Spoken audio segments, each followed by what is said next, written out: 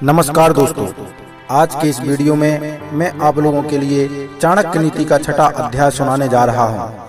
चाणक्य के अनुसार सुनिए, श्रवण करने से धर्म का ज्ञान होता है, द्वेष दूर होता है, ज्ञान की प्राप्ति होती है और माया की आसक्ति से मुक्ति होती है।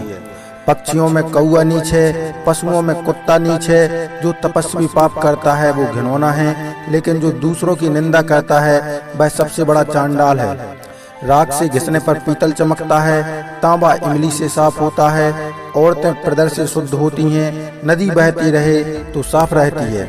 राजा, ब्राह्मण और तपस्वी योगी जब दूसरे देश जाते हैं तो आदर पाते हैं, लेकिन औरत यदि भटक जाती है तो बर्बाद हो जाती है। धनवान व्यक्ति के कई मित्र होते हैं, उसके कई संबंधी भी होते हैं। धनवान को ही आदमी कहा जाता है और पैसे वालों को ही पंडित कहकर नवाजा जाता है। सर्वशक्तिमान की इच्छा से ही बुद्धि काम करती है, वही कर्मों को नियंत्रित करता है। उसी की इच्छा से आसपास में मदद करने वाले आ जाते हैं।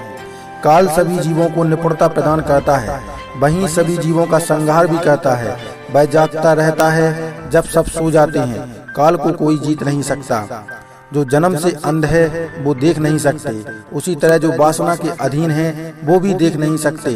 अहंकारी व्यक्ति को कभी ऐसा नहीं लगता कि वह कुछ बुरा कर रहा है, और जो पैसे के पीछे पड़े हैं उनको उनके कर्मों में कोई पाप दिखाई नहीं देता।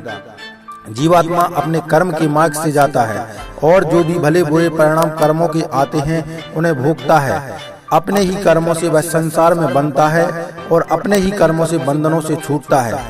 राजा को उसके नागरिकों के पाप लगते हैं। राजा के यहाँ काम करने वाले पुजारी को राजा के पाप लगते हैं। पति को पत्नी के पाप लगते हैं। गुरु को उसके शिष्यों के पाप लगते हैं। अपने ही घर में व्यक्ति के ये शत्रु हो सकते हैं। उसका बाप यदि वह हरदम कर्ज में डूबा रहता है, उसकी माँ यदि वह दूसरे पुरुष से संग करती है, सुंदर पत्नी वह लड़का जिसने शिक्षा प्राप्त नहीं की। एक लालची आदमी को भेंट वस्तु देकर संतुष्ट करें, एक कठोर आदमी को हाथ जोड़कर संतुष्ट करें, एक मूर्ख को सम्मान देकर संतुष्ट करें, एक विद्वान आदमी को सच बोलकर संतुष्ट करें। एक बेकार राज्य का राजा होने से यह बेहतर है कि व्यक्ति किसी राज्य का राजा ना हो।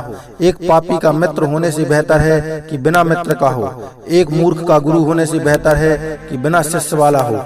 एक बुरी पत्नी होने से बेहतर है कि बिना पत्नी वाला हो। एक बेकार राज्य में लोग सुखी कैसे हों? एक पापी से किसी शांति की प्राप्ति कैसे हो? एक बुरी पत्नी के साथ घर में कौन सा सुख प्राप्त हो सकता है? एक नालायक शिष्य को शिक्षा देकर कैसे कीर्ति प्राप्त हो? शेर से एक बात सीखें, बगुले से एक, मुर्गे से 4, कौवे से 5, कुत्ते से 6 और गधे से 3। शेर से यह बढ़िया बात सीखें कि आप जो भी करना चाहते हो एक दिली से और जबरदस्त प्रयास से करें। बुद्धिमान व्यक्ति अपने इंद्रियों को बगले की तरह बस में करते हुए अपने लक्ष्य को जगह, समय और योग्यता का पूरा ध्यान रखते हुए पूर्ण करें। मुर्गे से 4 बातें सीखें, सही समय पर उठें, निडर बनें और लड़ें, संपत्ति का रिश्तेदारों से उचित बंटवारा करें, अपने कष्ट से अपना रोजगार प्राप्त करें। कौवे से ये 5 बातें सीखें, अपनी पत्नी के साथ एकांत में प्रणय करें, निडरता, उपयोगी वस्तुओं का संचय करें, सभी ओर दृष्टि घुमाएं, दूसरों पर आसानी से विश्वास न करें। कुत्ते से ये बातें सीखें, बहुत भूख हो पर खाने को कुछ ना मिले या कम मिले तो भी संतोष करें, गाड़ी नींद में हो तो भी क्षण में उठ जाए, अपने स्वामी के प्रति बेहिचक ईमानदारी रखें और निडरता। गधे से ये 3 बातें सीखें, अपना बोझा ढोना ना छोड़ें, सर्दी गर्मी की चिंता ना करें, सदा संतुष्ट रहें। जो व्यक्ति इन 20 गुणों पर अमल करेगा वह जो भी करेगा सफल होगा। तो दोस्तों, इसी के साथ चाणक्य नीति का छठा अध्याय यहीं पर समाप्त होता है। दोस्तों, आप लोगों को चाणक्य नीति कैसी लगी हमें कमेंट बॉक्स में जरूर बताएं। अगर अच्छी लगी हो तो इसे लाइक और शेयर जरूर करें और हमारे YouTube चैनल को जल्दी से सब्सक्राइब कर लें। बहुत बहुत धन्यवाद।